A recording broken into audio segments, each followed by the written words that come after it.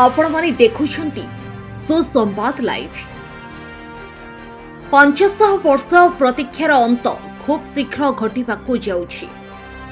श्रीराम का आगमन एवं भव्य मंदिर प्रतिष्ठा दिवस अवसर में वार्ड नंबर 44 बरगड़वासी एवं ward number 57 Bargarh bridge colony वासी समस्त को अंतररू हार्दिक अभिनंदन एवं शुभेच्छा जणाइछंती।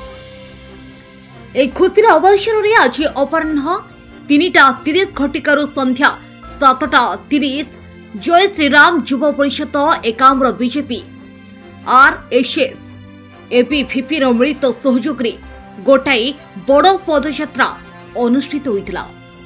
एथिरे जोग देइथिले बीजेपी भुवनेश्वर जिला सभापति बाबू सिंह, 44 नंबर वार्ड युव नेता प्रभात कुमार दल बेहेरा, सुब्रत सामंतराय, भुवनेश्वर राजाराणी मंडल सभापति श्री अमरज्योति जोगदेव, बिंदुलता बालियार सिंह, बीजेपी महिला मोर्चार ज्योतिरेखा नायक, युवनेता गयाधर रथ, कुंतुला साहू, कल्याणी पंडा, युवनेता अभिजित तापस रंजन, अखिल भारतीय विद्यार्थी परिषदर राज्य कार्यकारिणी सदस्य पंकज कुमार महंती, महिला मोर्चा श्रद्धांजलि कानूनगो, युवनेता राकेश महंती, छात्रनेता विश्वजीत साहू एथिरे बहु संख्यारे भक्त माने जोगदे कार्य को सुचारू रूपे सफल करथिले।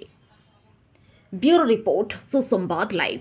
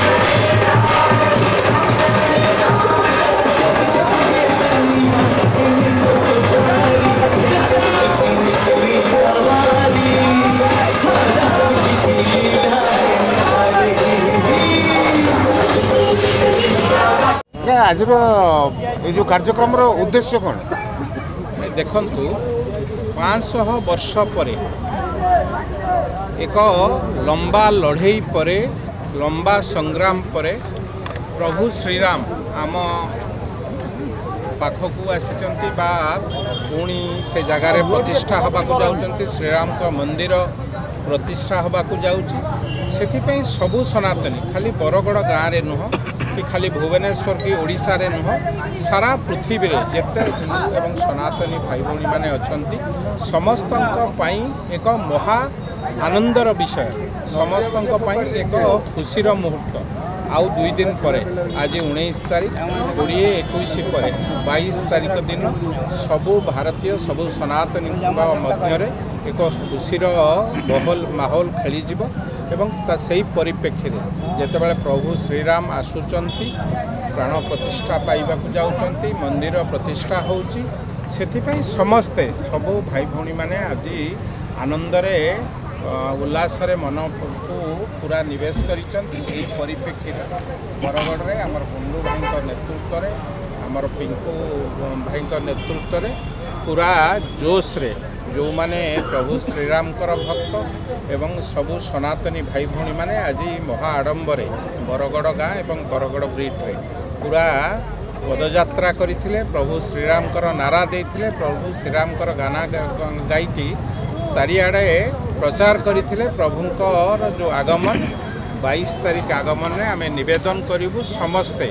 सबु भाई भौणी माने घरे प्रति घरे 5टी दीप जलंतु कहीं 500 वर्षर ए लड़े जो कथा आमर प्रिय प्रधानमंत्री कहिचंती प्रत्येक घरे से दिन दीपावली पालन हम एवं 5टी दीप समस्ते प्रज्वलन करेंगे 500 वर्षर लड़े पर एवं तार परवर्ती अवस्था आगामी 100 वर्ष किभली भाव में भारत एक राम राज्य प्रतिष्ठा है से आम भितर भाईचारा संपर्क वृद्धि आज ये कार्यक्रम आज सबू भाई मानू विशेष भाव में श्रीराम नारा दौथिबा सबू भाई भौणी मानू अशेष अशेष धन्यवाद देवी। बरगढ़ गाँव मोर सबू भाई माने युवक माने जो माने ये श्रीराम रथ को निज हाथ में टाणिला भाया नहीं कि जाऊले समस्त को अशेष अशेष धन्यवाद देवी। यही भाव 22 तारीख मध्य आम पालन करवा समस्ते घरे घरे 5-5टी दीप प्रज्वलन। एसीर मो प्रभात कुमार दलवेरा बरगढ़ बासिंदा। आज कौन कार्यक्रम सब चलता किए जोग देते? आज दीर्घ 500 वर्ष पर आम रामलाला को घरे बास देवाक जाऊँ गोटे मंदिर तैयारी करा जाउची।